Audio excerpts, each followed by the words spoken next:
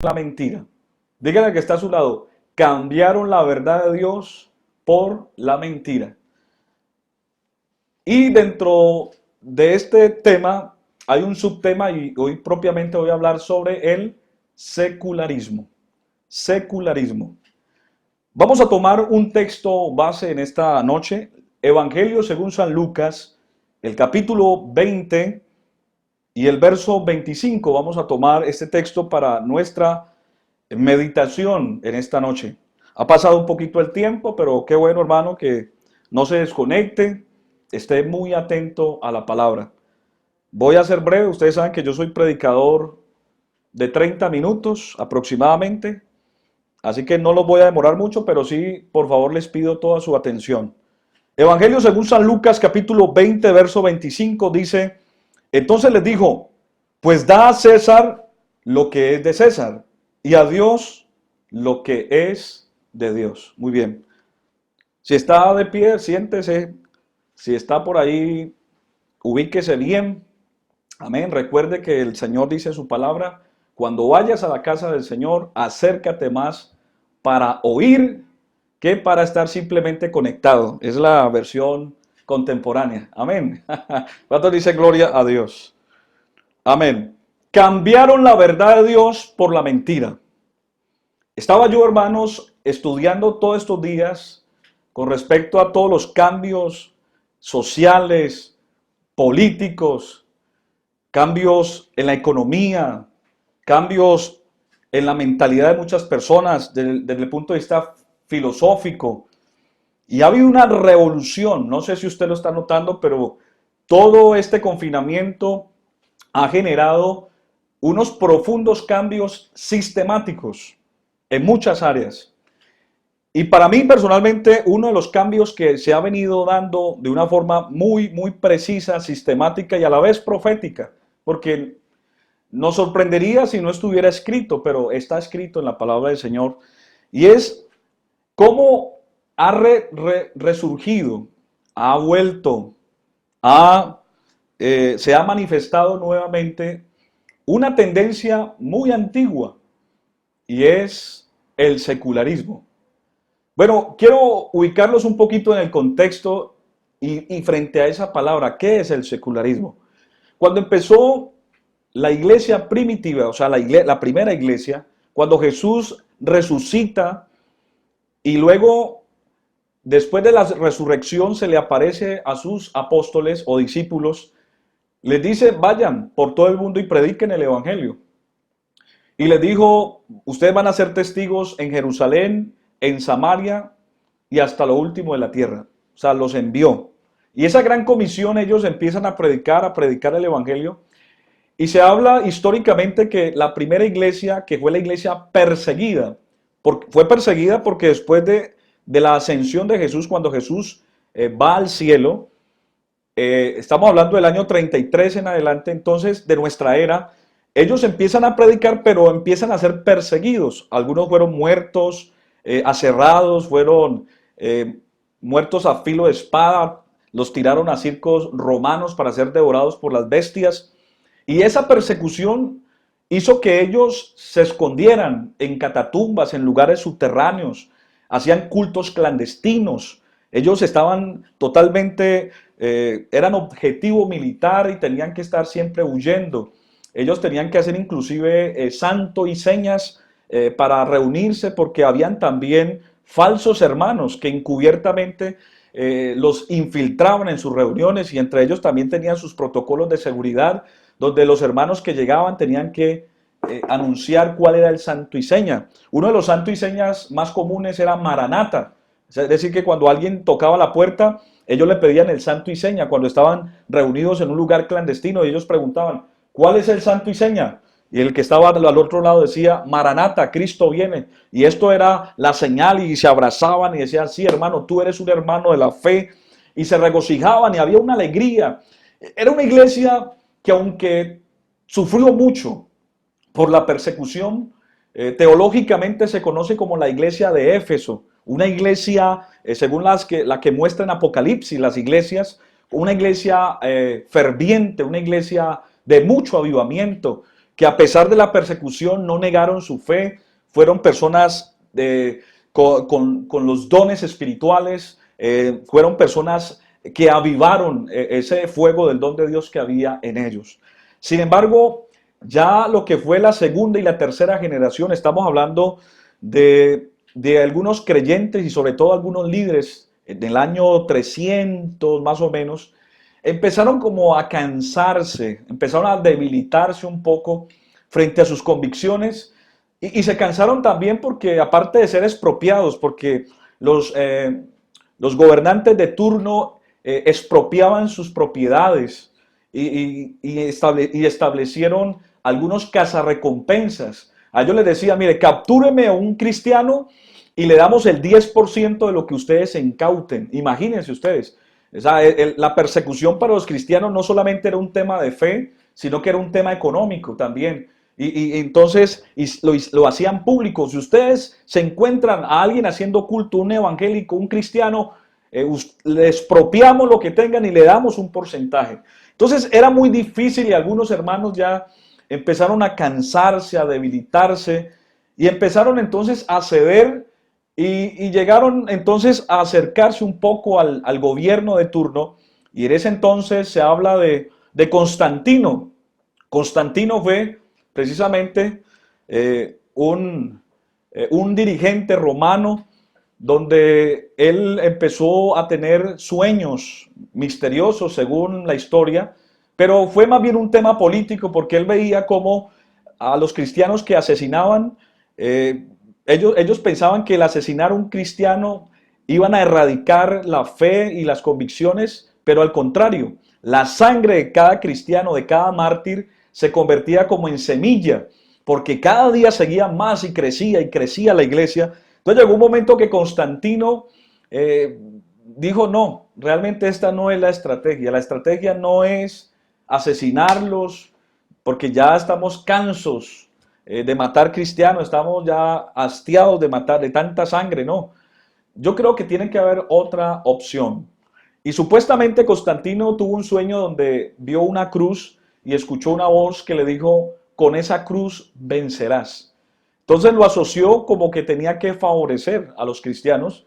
Entonces con los líderes de la época les dijo, miren, hagamos un pacto, un acuerdo. Salgan de sus catatumbas, salgan de sus cuevas, salgan de los lugares clandestinos y lleguemos a un acuerdo.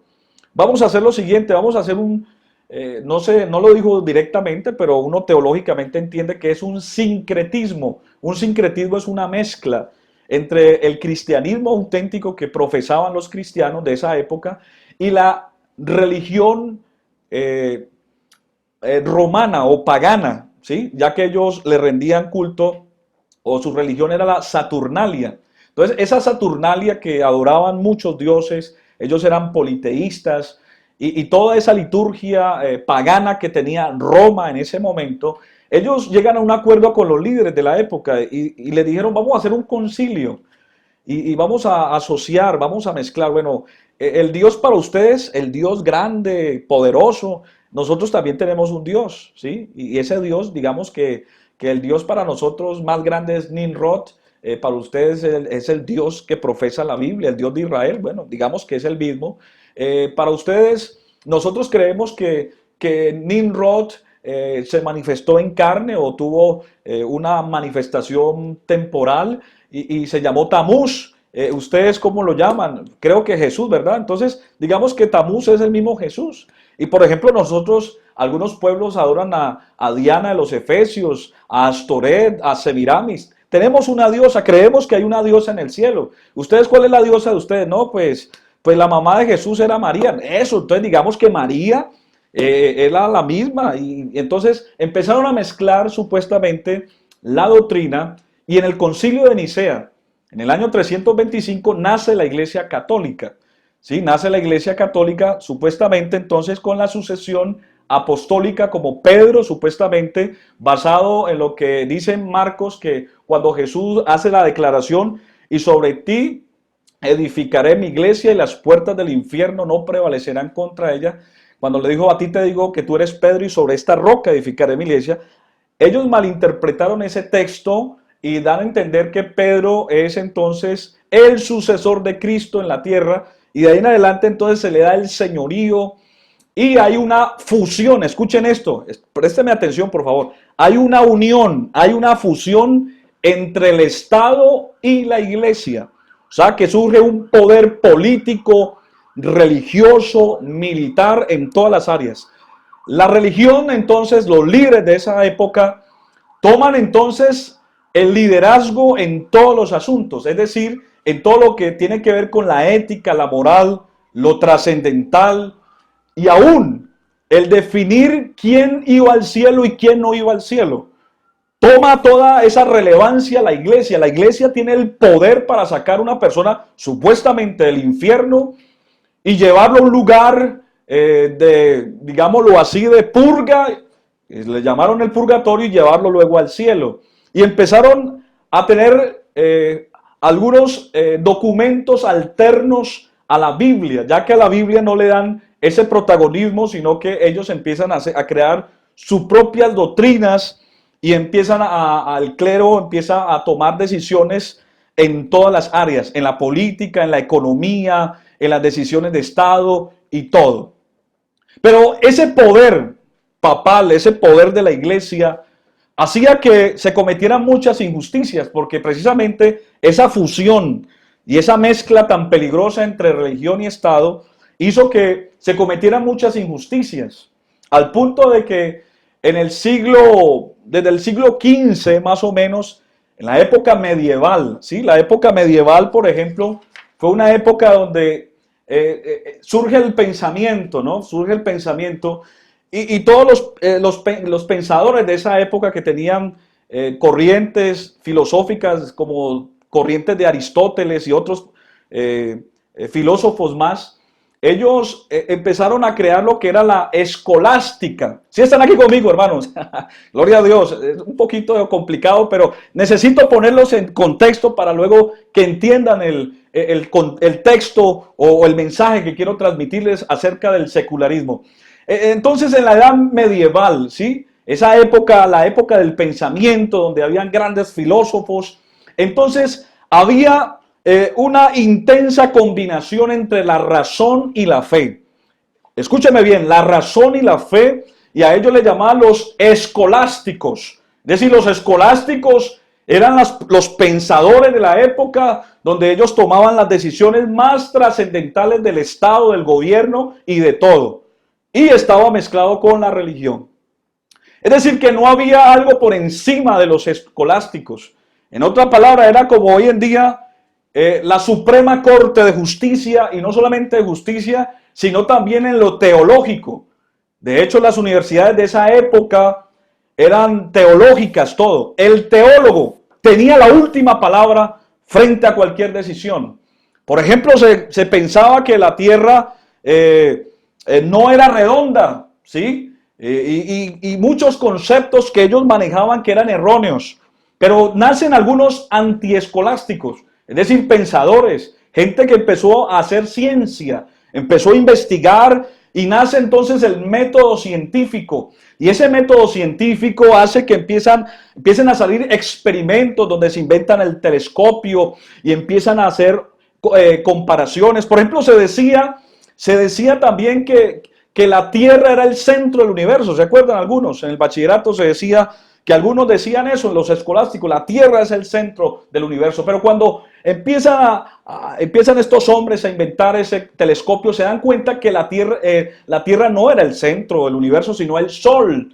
Entonces todo esto hace que los escolásticos, es decir, los señores que estaban en la eminencia y colocaban todas las condiciones desde el punto de vista teológico y teórico, empiezan a perder relevancia, empiezan a perder credibilidad. Ya es cuestionable lo que ellos dicen. Ellos no tienen la última palabra. Ellos se equivocan. Ellos nos están engañando. Y estos antiescolásticos hacen entonces una gran fractura entre esta posición tan firme que había en el siglo XVI, y nacen otros pensadores. Y ya entonces se levantan algunos como Martín Lutero, se levanta Zwinglio, Calvino, reformadores, eran teólogos católicos, pero que ellos no estaban muy de acuerdo con esa posición tan fuerte. Y ellos entonces, por ejemplo, Martín Lutero hace 95 tesis, y dentro de esas tesis,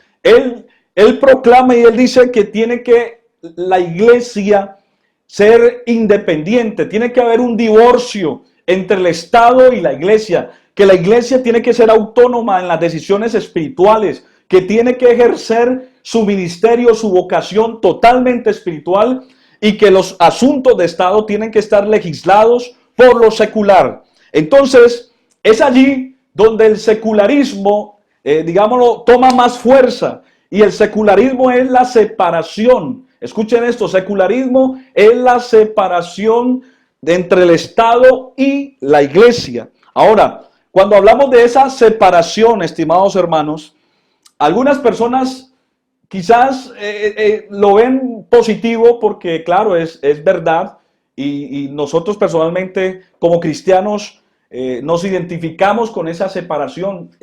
Estamos plenamente convencidos de que la iglesia tiene que ser independiente. El Señor estableció una iglesia poderosa y la mandó y la comisionó fue a predicar el evangelio, y todos los temas tienen que ser orientados bajo la fe en Jesucristo y en su palabra.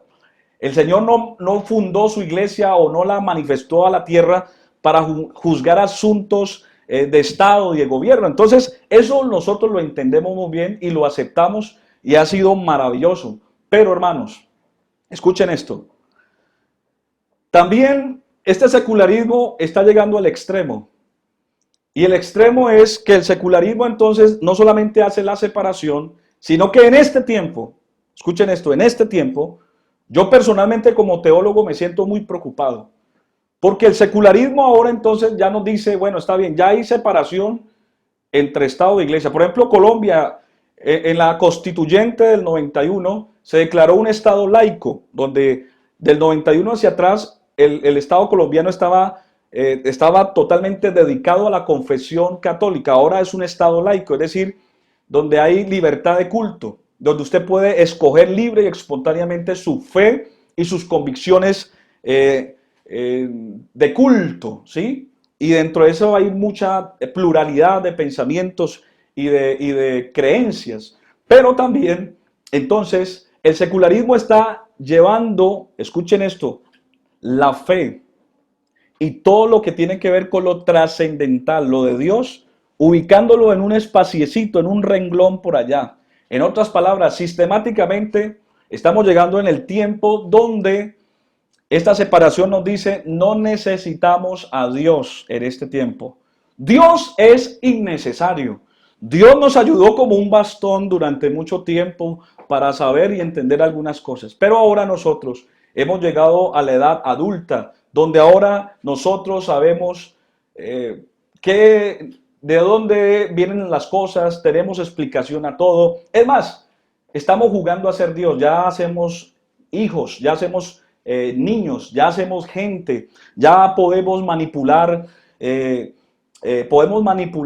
ADN de los hombres, podemos hacer tantas cosas, ya queremos llegar al espacio, ya no necesitamos a Dios, Dios es innecesario. Esto representa entonces, hermanos, una gran amenaza, porque los últimos 40 años hacia acá se ha venido sacando a Dios de todo, de los colegios, de las casas, se ha venido sacando a Dios aún de las monedas, y está bien, entendemos la separación, pero ya ahora el extremo donde ya no necesitamos a Dios, ya no se enseña en la iglesia, en los colegios, ya no se enseña. Antiguamente había religiones que se enseñaban, ahora ya no se enseña nada de Dios en los colegios, ya no se ora, ya se ha quitado todo lo que tenga que ver con culto a Dios, ya no se puede. Entonces, ¿qué pasa? ¿Qué está pasando en este tiempo? El secularismo está llevando a que la fe pasa a ser privada, es decir, usted crea lo que usted crea, pero no piense que su fe es lo que va a ejercer toda su vida. Es decir, muchos están reduciendo la fe a un domingo, ¿sí? Y eso es lo que ha hecho el secularismo. El secularismo le dice crea en Dios, porque el secularismo no es creer en Dios. El secularismo es separar. las cosas humanas con las cosas espirituales. Entonces, el secularismo te dice, cree en Dios, pero Dios solamente es para que usted vaya el domingo a un culto, a una misa si quiere, pero no, el resto de su vida usted haga lo que quiera. Usted tiene que hacer deporte, usted tiene que trabajar, usted tiene que hacer esto, así como usted va a trabajar, así como usted come, así como usted duerme, así, todo lo que usted hace en el día, Dios hace parte de un puntico de su agenda. Dios no puede legislar y gobernar su vida. Las decisiones que usted tome en su vida, no las tome bajo principios bíblicos, ¿no? Dios no es comerciante, Dios no es filósofo, Dios no. Entonces el secularismo, por ejemplo, reduce las enseñanzas, ojo con esto, el secularismo reduce las enseñanzas de Cristo como un líder social, como un gran activista, como un gran defensor de los derechos civiles, como una persona que ocupó un lugar especial en la historia por ser un gran líder y un revolucionario. Pero Jesús, que va a traer salvación, que Jesús sea tan especial y que gobierne mi vida en todos los aspectos, no, yo no lo puedo permitir, no. Simplemente Dios para mí es un producto que yo consumo cuando lo necesite. Entonces, esto está llevando el secularismo donde la fe se hace privada, donde la diferenciación de las esferas queda limitada. Entonces, las personas dicen, la fe, para mí la fe es, sí, no, Dios es bueno, ya, sí, no más. Para mí eso es la realidad. ¿Y qué? ¿Y usted cree en Dios? Sí, yo creo en Dios. ¿Y qué más? No, no más. Yo creo en Dios y ya, no más. Yo no practico nada más. ¿Y usted ora? Pues yo oro cuando voy a la iglesia. Ah, ¿usted lee la Biblia? Sí, cuando voy a la iglesia yo la leo. Sí, de vez en cuando cuando el pastor me llama y me invita, yo oro. ¿Sí? Es decir, que usted limita su fe solamente a un espacio. Amén. Escuche esto. El secularismo es el vaciamiento de la religión o de lo espiritual. Es decir, no interesa ya nada. Viva usted como quiera. Simplemente sepa de que la Biblia y Dios no es la única fuente de valores. Estaba yo investigando en estos días este tema y me llamaba la atención que hay muchas personas que dicen que la Biblia no es el único manual o fuente de valores. Dicen, no, es la interpretación que ustedes le dan, es la parte moral. Y yo no puedo meter la moral en todo. Por ejemplo, en la economía, los valores en la economía o los valores en el economista es el dinero, ¿sí? Por eso yo no puedo aplicar valores en la economía. El valor en la política, los valores, no puedo yo no meterle algo moral, algo secular, algo espiritual a algo secular. Es decir, la política, el gobierno, los valores del gobierno es la estabilidad. Entonces lo moral no entra allí. Entonces, algunos están pensando que el hecho de ser cristiano, el hecho de tener fe, el hecho de ser hijo de Dios, el hecho de practicar una fe, entonces es simplemente algo ambiental. Es decir, que yo lo aplico solamente en un espacio limitado de mi vida o de mi agenda diaria, pero no hace parte de mis convicciones, no hace parte de mi integridad. Es decir, de que yo no puedo, si usted por ejemplo es un dirigente, es un alcalde, usted es un gobernador, si usted es un alto ejecutivo, entonces usted no puede ser moral frente a las decisiones, porque allá se practican otros valores diferentes. Pero estimados hermanos y amigos, la Biblia, la palabra de Dios, es una fuente moral, espiritual en todos los asuntos del ser humano. Este es el manual del hombre, amén, en toda su vida. Aunque el mundo quiera reemplazar o quitarle crédito o simplemente menospreciar la Biblia. Porque hoy en día el secularismo llama a las iglesias que somos dinosaurios. Amén, que estamos en vía de extinción, de que ya el ser cristiano en este tiempo no aplica, que es algo realmente que ya no tiene sentido. Y por eso usted ve que el secularismo en otros continentes como en Europa, usted ve grandes monumentos, grandes iglesias aún con arquitectura en oro. Y se entiende que en su momento tuvo que haber sido iglesias con mucha asistencia, pero ahora simplemente son monumentos, son museos, solamente los aprecian en su arquitectura, en todo lo que es su belleza, de pronto desde el punto de vista del arte, pero son templos vacíos, porque el secularismo allá les ha dicho o les ha hecho entender: Dios está muerto, Dios ya no lo necesitamos, Dios está muerto. El nihilismo se ha vuelto una filosofía poderosa en este tiempo de los jóvenes, donde Dios está muerto, no necesitamos a Dios, nosotros somos dioses, nosotros podemos alcanzarlo todo. Esto es el secularismo y se está metiendo no solamente en las civilizaciones modernas, sino también en la misma iglesia, hermanos. Estamos viendo, hermanos, que ya no es necesario orar, no es necesario, amén, ayunar, no es necesario leer la palabra de Dios, no es necesario hacer muchas cosas, porque dicen: no creo que aplique esto en este tiempo, yo necesito hacer otras cosas para triunfar en la vida. Y piensan que el sentir, amén, el compromiso espiritual los va a anular frente a la vida. Mira, hermano, estamos viviendo una sociedad tan permeada por el secularismo, donde ahora le dan más importancia a abrir un motel, a abrir un supermercado, a abrir cosas seculares que no hacen parte de lo fundamental de los seres humanos, pero no abren las iglesias, no las abren, y dicen: no, es más importante abrir un motel, es más importante eso. Hace que las personas se sientan tranquilas, estables en su parte emocional y sexual. Pero qué decir de lo espiritual, qué decir que como hoy en día la gente está deprimida, está triste, está metida en problemas, porque su alma se está muriendo, porque su alma tiene sed de Dios. Pero esta noche, en el nombre de Jesús, yo invoco a Jesús esta noche y le pido a Dios que tenga misericordia de este mundo. Y usted, hermano y amigo, entienda que el Señor siempre será fundamental en nuestra vida. La Biblia dice: cielo y tierra pasarán, pero sus palabras no pasarán. Dale un aplauso fuerte al Señor en esta noche. Amén. Hoy yo siento la gloria de Dios esta noche. Bendito sea el nombre del Señor. Amén. Gloria a Dios.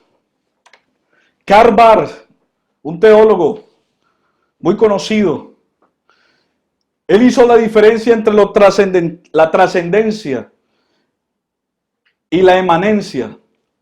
La trascendencia significa Dios más allá del mundo. Y la inmanencia es Dios en el mundo. El salmista David, hablando de la presencia de Dios, él en el Salmo 139 expresó algo poderoso. Él dijo en el versículo 7 del Salmo 139: ¿a dónde me iré de tu espíritu? ¿Y a dónde huiré de tu presencia? Si subiera a los cielos, allí estás tú. Y si en el Seol hiciere mi estrado, he aquí, allí tú estás. Si tomare las alas del alba y habitar en el extremo del mar, aún allí me guiará tu mano y me asirá tu diestra. Si dijere: ciertamente las tinieblas me encubrirán, aún la noche resplandecerá alrededor de mí. Aún las tinieblas no encubren de ti. Y dice lo mismo: te son las tinieblas que la luz. Hermano y amigo, Dios está en todo lugar. Yo no puedo tener un uniforme de cristiano y quitármelo simplemente. Cuando estoy en la iglesia me lo pongo, y cuando ya no estoy en la iglesia me lo quito. No. Nosotros, la Biblia dice que el que ha sido bautizado en Cristo, de Cristo está revestido. Tú tienes la imagen de Dios, tú eres la imagen de Dios, tú eres un hijo de Dios, tú eres una hija de Dios. tus acciones, tu vida está orientada a este nuevo nacimiento, a esta regeneración que Dios hizo en tu vida. Yo no puedo desligar mi fe de mi vida personal. Yo no puedo arrancar mi fe. Yo no puedo arrancar mis convicciones. Yo no puedo tener mi fe como un accesorio más. Yo no puedo tener mi comunión con Dios como un punto de mi agenda simplemente. No, Dios es la razón de nuestra vida. Él es más importante que el aire que respiramos. Él es más necesario que el agua que bebemos. Él es la razón de nuestra existencia. Y si yo me voy a cualquier lugar, si tú estás en el trabajo, si estás en la universidad, donde tú estés, ahí está el Señor. Es un Dios trascendente. No es un Dios inmanente. Es un Dios trascendente que va más allá. Va más allá. Aún ahí cuando estás solo, Él está allí contigo. Donde tú dices, aquí nadie me está viendo. Lo que decía mi esposa, en este tiempo se está dando cuenta realmente quién es el cristiano de verdad. El que estaba motivado simplemente por ir a un culto donde todo el mundo cantaba, había buena alabanza, todo el mundo se socializaba, todo el mundo se daba un abrazo. Y esa vida social, porque venías de un mundo secular donde estabas rodeado o te identificabas simplemente con una vida social, y eso fue lo que te atrapó, te enganchó en la iglesia. Pero lo espiritual entonces era opcional, y ahora que ya no tienes tiempo ya no tenemos la oportunidad de tener comunión, por eso te ha dado tan duro, porque tu fe, tus convicciones no eran profundas. Tu vida estaba siendo edificada simplemente en una vida social, en un secularismo, y así no puede ser. En este tiempo es donde el verdadero cristiano tiene que, amén, tener convicciones claras y precisas. Amén. Por eso dice la Biblia, si el justo con dificultad se salva. En este tiempo, hermano, tan difícil, es difícil porque lo estamos viviendo, pero con todo y difícil, Dios está con nosotros y ha prometido estar con nosotros todos los días hasta el fin del mundo. Y yo sé que nos vamos a salvar, así sea algunos arrastrados, pero vamos a llegar. La Biblia dice, si el justo con dificultad se salva, ¿a dónde parará el impío o el pecador? Y quiero terminar diciéndoles que el Señor dijo que Satanás es el príncipe de la potestad del aire. Y dijo que el mundo entero está bajo el poder del maligno. Pero esa palabra en el griego, hay tres palabras para referirse al mundo.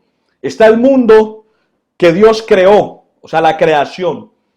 Está el mundo, cuando Dios habla de mundo, por ejemplo, San Juan 3:16, habla de tal manera amó Dios al mundo, o sea, a la humanidad. Pero está el mundo como sistema. Y el mundo como sistema está dentro de todo lo que tiene que ver con el poder, lo que tiene que ver con el egoísmo, lo que tiene que ver con el placer, el orgullo, la corrupción. Mira lo que está pasando en Colombia. Toda la situación política, cómo se está saliendo a la luz situaciones que muchos seguramente no entienden el porqué de las cosas, donde el mundo y muchos líderes en el mundo están siendo permeados por situaciones vergonzosas. Muchos líderes del mundo están terminando muy mal, están terminando presos en la cárcel, están sacando sus bajos instintos porque hay un atentado sistemático contra la verdad. Recuerde que esta serie se titula "Y si fueren destruidos los fundamentos". Hoy un atentado fuerte contra la verdad es el secularismo. Por eso, Iglesia del Señor, esta noche les animo a que tenemos que seguir adelante. En el texto que leímos al inicio del culto, en Lucas 20:25 o desde el 19, dice la palabra del Señor en Lucas 20:19 que le hicieron un complot, una conspiración a Jesús. Y eran personas del gobierno, eran del gobierno los que estaban ahí. Eran personas que hacían parte de este sistema político o de gobierno. Y dice que procuraron los principales sacerdotes y los escribas echarle mano en alguna hora, porque comprendieron que contra ellos había dicho esta palabra. Pero temieron al pueblo y acechándole enviaron espías que se simulasen justos a fin de sorprenderle en alguna palabra, para entregarle al poder y autoridad del gobernador. Y le preguntaron diciendo: Maestro, sabemos que dices. Mire cómo lo elogiaron, pura adulación. Verso 21, le preguntaron diciendo: Maestro, sabemos que dices, dices y enseñas rectamente, y no haces acepción de personas, sino que enseñas el camino de Dios con verdad. ¿No es lícito dar tributo a César o no? Mas él, comprendiendo la astucia de ellos, les dijo: ¿por qué me tentáis? Mostradme la moneda. ¿De quién tiene la imagen y la inscripción? Y le respondieron: de César. Entonces les dijo: pues da a César lo que es de César, y a Dios lo que es de Dios. Dios siempre ha enseñado en su palabra que la iglesia tiene que ser independiente, que usted y yo tenemos que creer en el Señor y que eso hace parte de nuestra vida en todos los aspectos, y que lo social, que lo secular, que lo político, que todas esas cosas tienen su lugar, pero lo que es de Dios es de Dios. Usted no puede negociar eso. Hay creyentes que para unas cosas se muestran cristianos, pero para otras yo no soy cristiano. Dicen: no, mi empresa no es secular, dicen algunos. Mi negocio no es secular. Mi mano no es secular. ¿Sí? O más bien, mi mano no es creyente, mi mano es secular. Sí. Amén. Cansancio, el cansancio. Pero ustedes me entienden. Amén. Mi mano no es espiritual, mi mano es secular. Así que este revólver no es cristiano, es secular.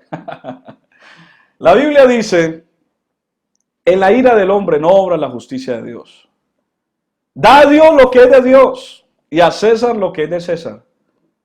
No te enredes en los afanes de este mundo, pretendiendo que si tú desligas esa parte cristiana o de creyente, supuestamente porque siendo una persona que no tiene ninguna inclinación espiritual puede llegar más lejos, te equivocas.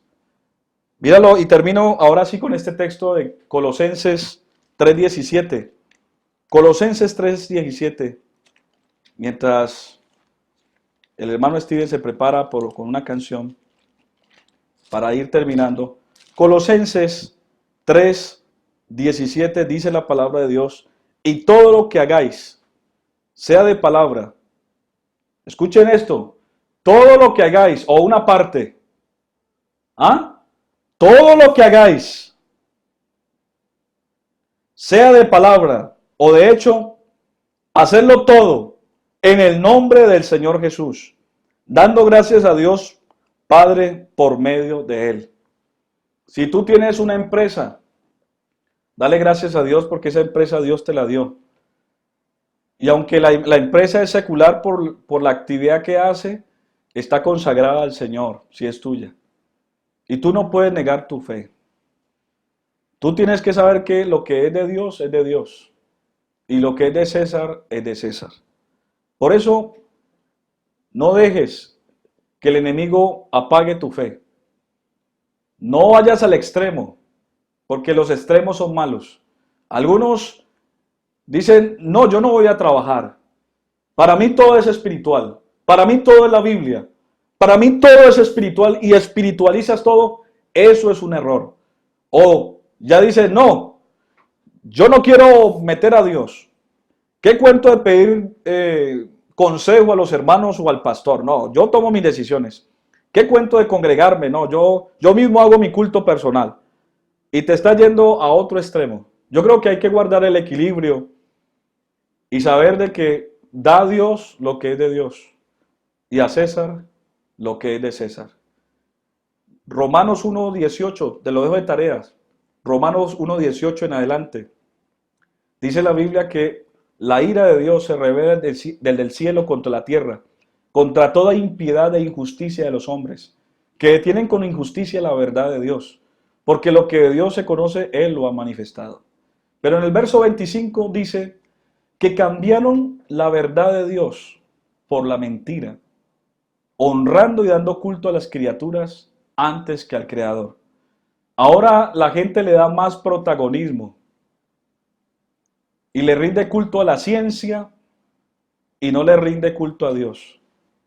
Le rinde culto al cuerpo, al narcisismo y no le rinde culto a Dios. Le rinde culto al hedonismo, al placer y no le rinde culto a Dios. Le rinde culto al materialismo y no le rinde culto a Dios.